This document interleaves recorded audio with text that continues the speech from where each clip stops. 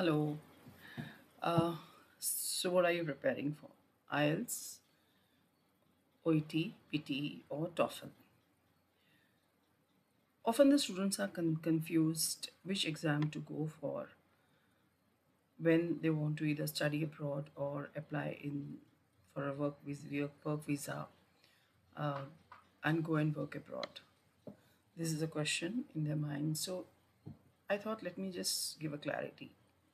Moreover, if you just speak fluent English, you have a good pronunciation. That does not mean you'll qualify and you'll clear these any of these exams with a good band and a good score. What helps you in qualifying these exams is the right approach. And every exam has its own format, which every student must be aware of. Now, let's begin with IELTS. IELTS is in two forms, academic and general. Academic for the students who want to go and study abroad. General for those who want to go and work abroad who are looking for work visa. Now, IELTS score is calculated in the form of bands, and minimum required band is 6.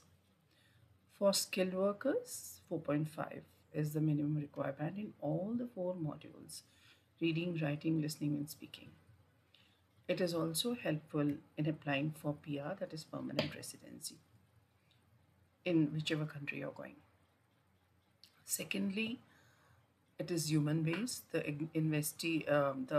invigilators, the examiners are humans. It's not assessed by computers or AI.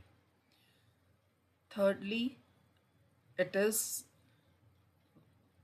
very important to know that IELTS will open the doors for you to not just travel and study, but if you do it well, you can also look for getting an employment. Second comes TOEFL. Now, TOEFL has a scoring.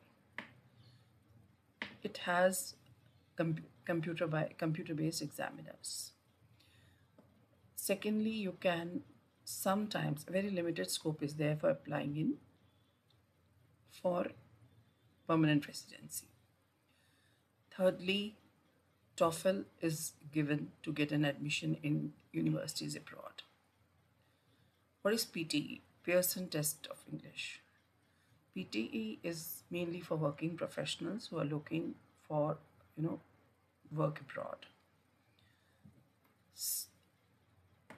It is recommended for those who are quite expert in using computerized based exam system, because there you will not find any human examiners. It's completely human computer based.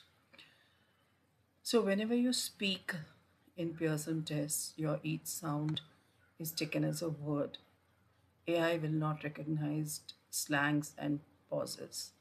So you have to be very particular. You have to practice thoroughly if you want to go for PT, and the time is very limited.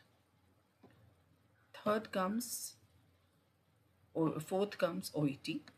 OET is basically for healthcare professionals, physiotherapists, nurses, doctors who want to study abroad. It has a limited scope of applying for permanent residency as well. So these are the differences of all the four tests. The assessment in OET is done through a role play where a situation is given with a document, and you have to practice. You have to showcase how you will speak as a medical professional to a patient or his family, what questions you will ask, what information you will give, and what is the tone you will use, how will you approach, how what kind of approach you will have. Then you will be assessed. Your scoring will be depend on that. So this is the basic difference in all the four exams: IELTS, TOEFL, PT, and OET. You have to pick and choose the right exam for the right purpose. Don't just blindly go.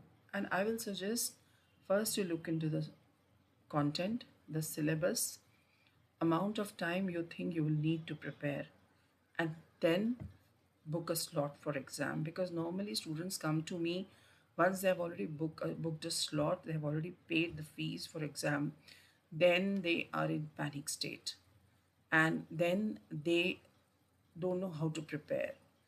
So that's not the right approach. Just go through the syllabus, go through the exam patterns, understand it first, and then decide which exam you want to give. Decide how much time you'll need to prepare, and then book a slot and go for that exam. Unnecessary, otherwise, you'll be wasting your time and money as well. And then you will land up in self doubt if you don't get the good score or good band. All the best. And I'll come back with more information in this, with detailed information. I'll discuss further on all